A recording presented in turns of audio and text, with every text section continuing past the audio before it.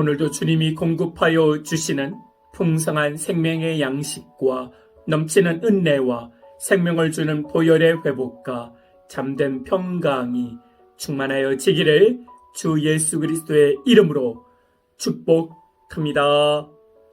아멘. 오늘 말씀은 출애굽기 9장 29절 말씀입니다. 모세가 그에게 이르되 내가 성에서 나가서 곧 내 손을 여호와를 향하여 펴리니 그리하면 우레소리가 그치고 우박이 다시 있지 아니할지라. 세상이 여호와께 속한 줄을 왕이 알리이다. 그리스도인이 하나님을 믿는다는 것은 첫째, 구원받는 믿음입니다. 그리고 둘째, 그 하나님이 지금도 살아서 내게 역사하신다는 것입니다. 믿으십니까? 아멘. 그 하나님을 믿어야 합니다. 그 하나님을 깊게 넓게 알아가야 합니다. 세상을 믿어 세상의 노예로 살지 마시고 하나님을 믿어 하나님의 자녀로 살아가기를 기도드립니다. 10가지 재앙의 진정한 목적은 9절 하반절에 나오고 있습니다. 세상이 여호와께 속한 줄을 알리이다. 이 세상에 오직 하나님만이 참된 왕이 되신다는 것을 선포하는 것입니다. 이것은 이스라엘에만 국한 것이 아니라 애굽 백성에게도 알려주는 선포적인 선교의 내용입니다. 하나님은 이스라엘만의 하나님이 아니라 온 세상의 하나님이라는 말씀입니다.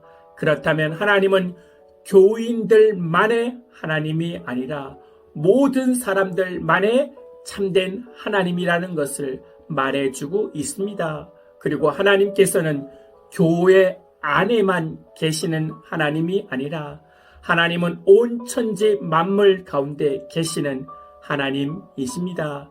이 말씀을 우리의 삶 가운데 적용한다면 성도님들의 삶의 자리, 직장의 자리, 사업장의 자리에도 전능하신 하나님은 계십니다.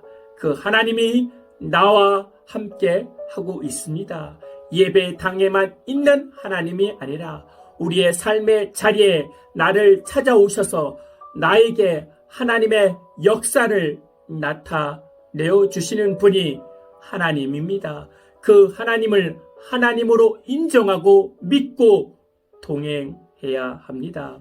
그 하나님께서 애굽에 전무후무한 우박이 내릴 것이라 경고했습니다. 그런데 이 우박 재앙은 새로운 몇 가지 제약이 들어갔습니다. 이 우박 재앙에 대책이 있는 것입니다. 19절 말씀에 보면 이제 사람을 보내어 내 가축과 내 들에 있는 것을 다 모으라. 사람이나 짐승이나 무릇 들에서 있어서 집에 들어오지 않는 것들에게는 우박이 그 위에 내리리니 그것들이 죽으리라 하셨다 하라 하시니라. 애굽 백성 중에서도 이 말씀을 두려워하는 자들은 살았고 그 말씀을 마음에 두지 않는 자들은 피해를 당하고 죽었습니다. 지금까지 재앙들은 하나님께서 이스라엘 백성과 애굽 백성들을 구분하여 내리셨지만 이 7번 재앙에서는 애굽 사람들 중에서도 하나님 말씀을 마음에 두는 자와 그 말씀을 마음에 두지 않는 자를 구별하셨다는 것이 7번째 재앙의 특징입니다. 하나님은 구원이 이스라엘 백성에게만 있는 것이 아니라 이스라엘 백성들의 울타리를 넘어서 애굽 사람들에게도 임했고 애굽 사람들에도 할지라도 하나님의 말씀을 두려워하는 자는 믿는 자는 구원을 받은 것입니다. 이것을 믿지 않는 자들은 구원을 받지 못한다는 것을 말하고 있는 것입니다. 이것을 멀리 보게 되면 이스라엘 민족이라는 테두리가 아니라 하나님의 말씀을 마음에 두는 자는 살 것이라는 것입니다. 그 말씀을 마음에 두지 않는 자는 죽을 것입니다. 예수님을 마음에 두는 자는 살 것입니다. 예수님을 마음에 두지 않는 자는 죽을 것입니다. 예수님을 믿음으로 초청하는 자는 그 마음의 평강을 이루고 구원을 이루고 치유가 될 것입니다. 지금도 하나님을 나를 돌보시고 계십니다. 나를 위해 역사하고 계십니다. 그 하나님을 마음에 두고 말씀을 마음에 두고 살아가는 복된 성도들 되기를 기도드립니다. 아멘. 하나님, 하나님을 하나님으로 알게 하여 주시옵소서.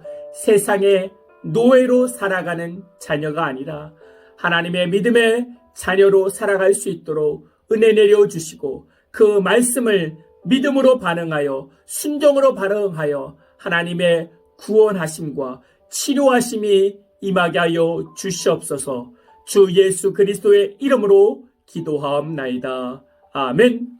이제는 우리 주 예수 그리스도의 은혜와 만극하신 하나님의 사랑과 성령님의 내주교통 충만케 하심이 이제부터 영원토록 함께할지어다. 아멘.